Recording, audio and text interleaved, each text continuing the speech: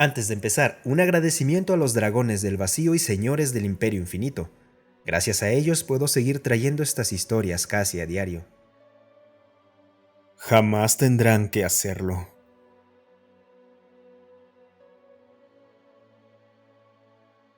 El comandante Grovens marchaba por el camino similar a un corredor con determinación, liderando a sus hombres desde el frente. La operación transcurría sin contratiempos. Sus tropas habían aplastado a 2 de las 4 guarniciones de defensa planetaria en su camino, mientras que la flota en órbita se encargaba de los refuerzos. El siguiente objetivo en su ruta no era necesariamente militar, sino moral. La escuela pública de Portum sería solo un peldaño más en la conquista de este planeta atrasado. Grovens ya podía oler el miedo y la confusión que provocaría al abrir las puertas de golpe y ejecutar a los instructores. La cámara en su casco se encargaría de que todo el evento fuera televisado. Al doblar en una esquina hacia la calle que conducía a la escuela, Groves detuvo a sus hombres. El aire se llenó del estrépito repentino de fusiles Gauss alzándose contra hombros blindados. Por un momento, el comandante tuvo problemas para creer lo que veían sus ojos, y mucho menos la imagen dentro del visor blindado de su casco. 2 grandes lanzaderas de transporte blindadas, pintadas con los fríos tonos azul y blanco del sistema penitenciario del planeta. Estaban empujadas frente a frente, bloqueando la calle. De pie, al frente, arrodillados alrededor o acostados sobre vehículos flotantes, había humanos vestidos con overoles de tela fluorescente color naranja. Algunos portaban rifles, otros blandían armas Krakatoa Rahet, mientras que la mayoría sostenía pistolas de modelos muy antiguos. Sin embargo, por mal armados que estuvieran, 2 docenas de humanos con armas eran una fuerza a tomar en serio sin importar el uniforme que llevaran, especialmente cuando uno se metía directamente en su línea de fuego. Por alguna razón, ellos no abrían fuego de inmediato. Algo le molestaba en el fondo de la mente de Groves, mientras alzaba una gran garra para ordenar a sus tropas que no dispararan. Tal vez habían encontrado a un aliado, por así decirlo. Claro, uno desechable como todas las especies inferiores, pero un aliado al fin y al cabo. Sus ojos se fijaron en uno de los humanos, uno que se encontraba apartado del resto, ocupando simplemente un punto en la calle, aproximadamente a la mitad del camino entre las fuerzas de Groves y los convictos vestidos de naranja. Ese también vestía de naranja, pero había algo marcadamente distinto en él. Mostraba una sonrisa despreocupada mientras usaba un enorme cuchillo para limpiarse las uñas. Sus ojos verdes brillantes, como agua estancada, recorrían con calma a los hombres de Groves durante un tiempo incómodamente largo. La sensación de molestia en el fondo de su mente de repente gritó cuando esos ojos se fijaron en él. Esos ojos no pertenecían a un hombre. Había hambre escondida en su brillo, una crueldad fría e implacable que hizo que sus escamas se erizaran y su sangre se enfriara aún más. No estaba viendo a un soldado, ni a un guardia, ni siquiera a un simple miliciano de tercera. Su mano bajó hacia su blaster al comprender exactamente con lo que acababa de enfrentarse.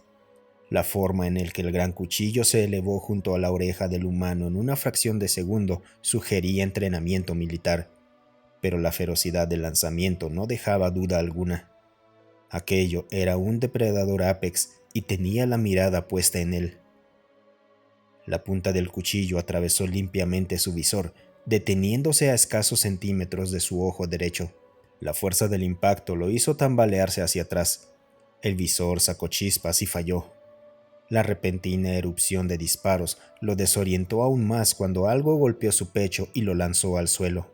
El cuchillo fue arrancado de su visor antes de que un pie pisara su cabeza aún protegida por el casco. Sin embargo, la fuerza fue suficiente para apagar por completo la pantalla del casco de Groves, sumiéndolo en la oscuridad. Rodó sobre su estómago, arañando su casco mientras las balas golpeaban su armadura corporal y el pavimento a su alrededor. Finalmente logró accionar el seguro y arrancarse el casco con un gruñido. Lanzándolo a un lado, el comandante desenfundó su blaster e intentó localizar a la bestia que casi lo había matado mientras se ponía de pie. Un caos absoluto rodeaba al general gegnosiano. Algunos de sus hombres devolvían el fuego al azar mientras intentaban desplegar sus coberturas móviles. Otros arrastraban desesperadamente a los heridos hacia los edificios, y el resto luchaba con todo lo que tenía contra el torbellino de violencia que había irrumpido en el centro de la formación. El comandante Groves vio cómo el humano le arrebataba el visor a uno de sus soldados, y un momento después, el cuerpo del soldado se separaba de su cabeza. La cabeza, decapitada, aún dentro del casco, fue lanzada a las manos de otro soldado atónito, antes de que su garganta fuera tajada. Incorporándose con esfuerzo, Groves levantó su pistola blaster y apuntó al maniático del cuchillo. Justo cuando presionaba el gatillo, sintió algo que lo golpeaba por la espalda y comenzó a girar en el aire como un muñeco. Al caer al suelo, ya no sostenía su pistola. El impacto contra el pavimento hizo que el antebrazo que había extendido para amortiguar la caída cediera con un chasquido húmedo. Un dolor ardiente recorrió su brazo mientras rodaba desesperadamente, lejos de una esfera activada que uno de sus hombres había dejado al caer al ser abatido con un disparo en el visor. La detonación hizo que el comandante perdiera el conocimiento brevemente cuando la sobrepresión desplazó todos sus órganos internos. Cuando por fin pudo abrir sus ojos, dos de sus soldados gravemente heridos lo estaban arrastrando lejos del frente. Su visión borrosa se fijó en el humano furioso, empapado de pies a cabeza en sangre púrpura y vísceras, mientras se enfrentaba a 5 de sus hombres a la vez, acabando con ellos corte a corte, golpe a golpe. Groves se sintió perturbado por el completo y absoluto silencio con el que el humano luchaba, con una sonrisa maníaca dibujada en su rostro. Dejando caer la cabeza hacia atrás, miró al cielo y suplicó: «Por favor, madre, concédeme la fuerza para completar esta conquista, y te construiré un templo con sus cadáveres». La fuerza inundó a los miembros de Groves. Su brazo roto se encajó de nuevo en su lugar, mientras el poder de su diosa fluía a través de él. Se incorporó de un tirón, dándose cuenta de que casi todos sus hombres estaban muertos o demasiado heridos como para pelear. Sus ojos se fijaron en el bestial humano justo cuando el convicto vestido de naranja abría en canal otra garganta sin armadura de uno de sus soldados. La distancia entre ellos parecía estirarse y encogerse, y un momento después, las garras de Groves se hundieron en la carne blanda justo debajo del esternón del humano. El mundo pareció quedarse inmóvil y en silencio, mientras el comandante, imbuido con el poder de su diosa, miraba con desprecio al convicto que tantos problemas le había causado. Los ojos del humano se abrieron de par en par, llenos de sorpresa, mientras escupía sangre espesa y roja. La expresión de total desconcierto en el rostro del hombre era absolutamente deliciosa, mientras Groves lo levantaba del suelo, sintiendo cómo su carne se desgarraba bajo la tensión. Arrancando sus garras ensangrentadas, el comandante gegnosiano dejó que el humano cayera al suelo. El cuchillo cayó sobre sus manos al mismo tiempo que se desplomaba de rodillas y se inclinaba hacia adelante. Su oído mejorado captó el momento exacto en el que el corazón del humano se detuvo. Sonrió y se dirigió a la barricada. Uno de los convictos disparó su último proyectil contra él.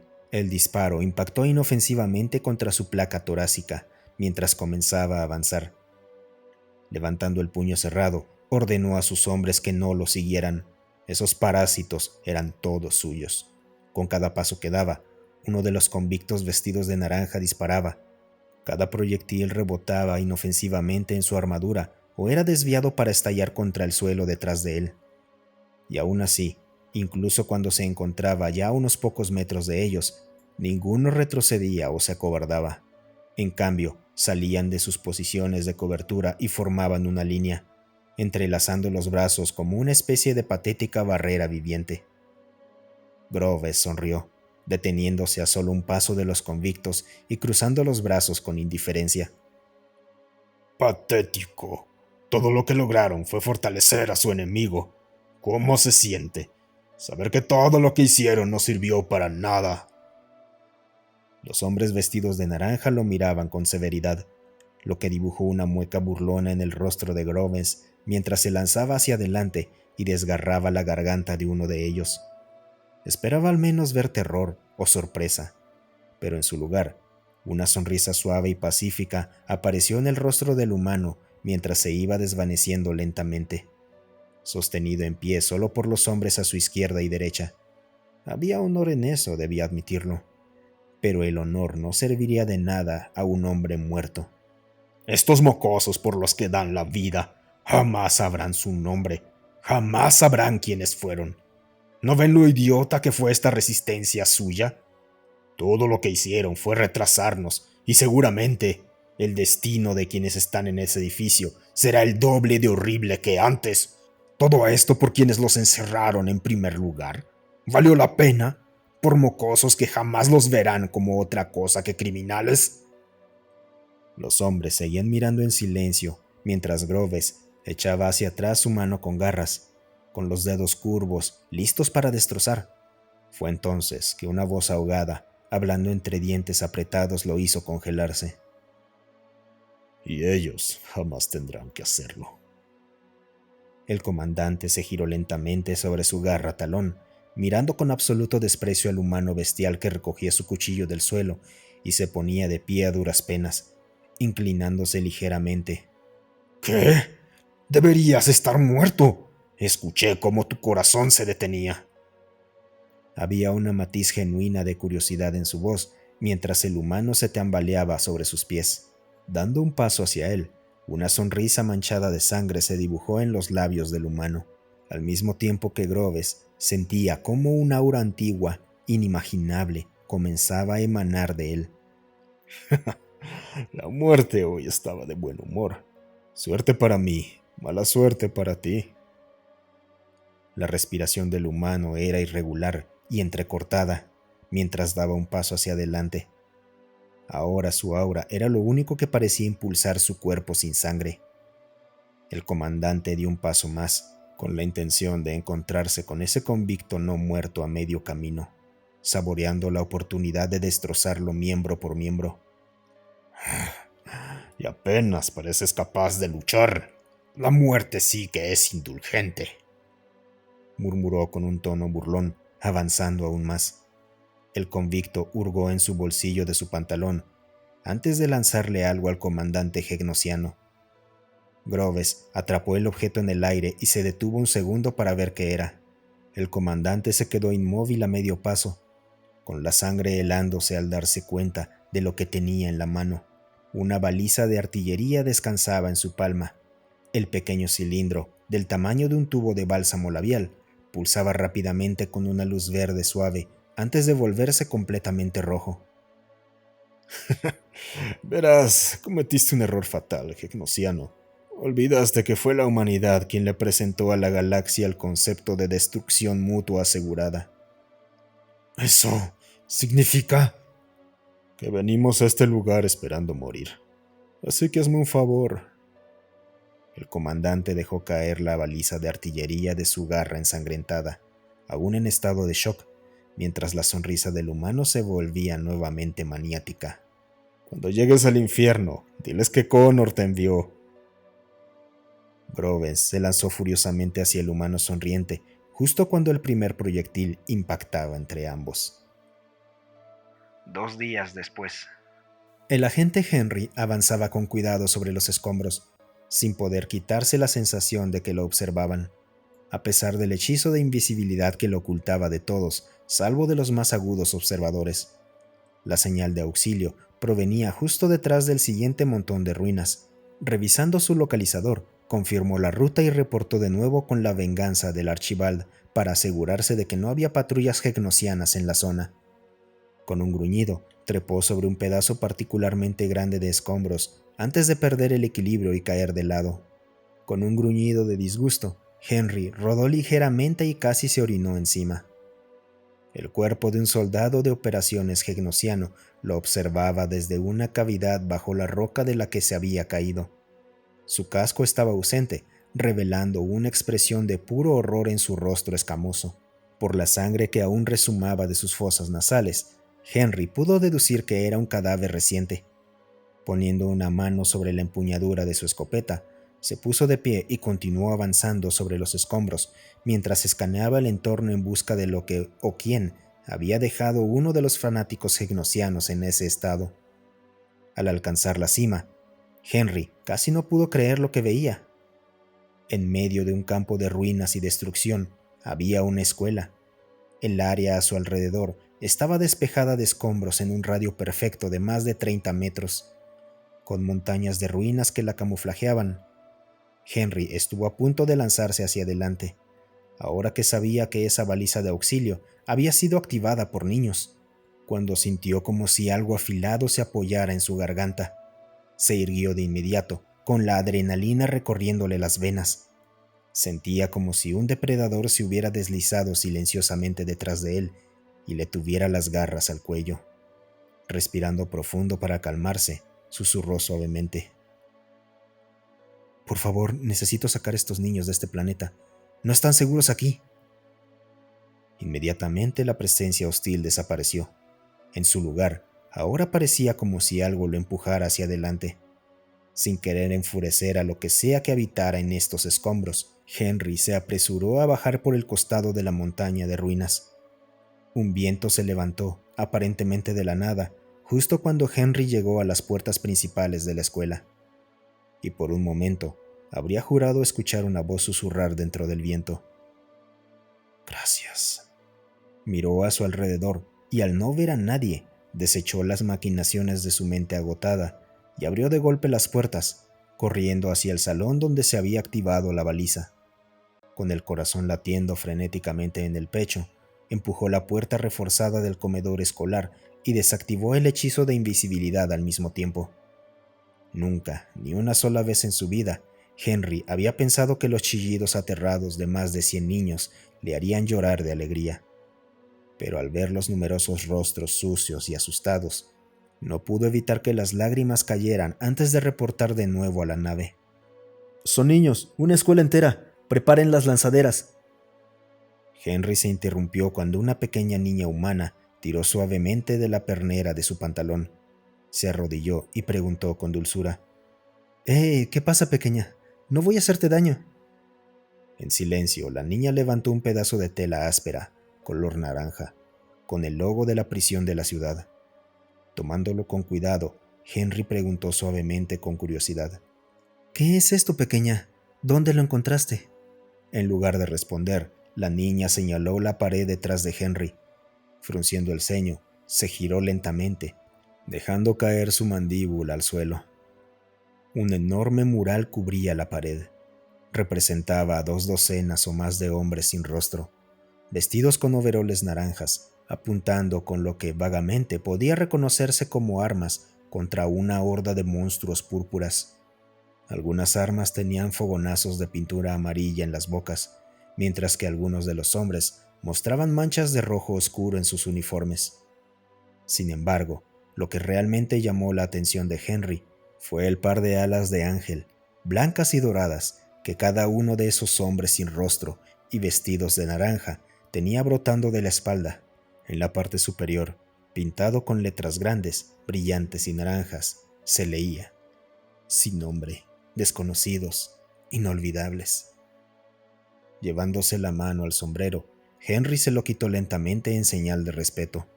Se inclinó hacia el mural y dijo en voz baja: «Gracias, quien quiera que hayan sido, por su sacrificio, a todos ustedes». Por un momento, Henry sintió como si alguien hubiera posado una mano sobre su hombro, antes de que la sensación desapareciera por completo. Al escuchar el rugido de una lanzadera descendiendo para aterrizar, Henry se colocó de nuevo su sombrero con un movimiento rápido y giró sobre sus talones. «Muy bien, todos, formen una fila, de los más pequeños a los más grandes. Maestros, por favor, ayuden a organizarlos a todos. Deberíamos estar fuera de este planeta antes del amanecer si nos movemos rápido».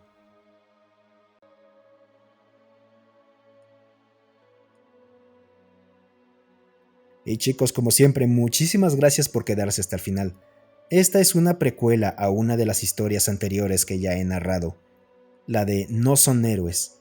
Voy a dejar el link a ese video en el comentario fijado y en la descripción. Muchas gracias por escucharme. Si te gustó el video, considera darle un me gusta y dejar un comentario para alimentar al algoritmo.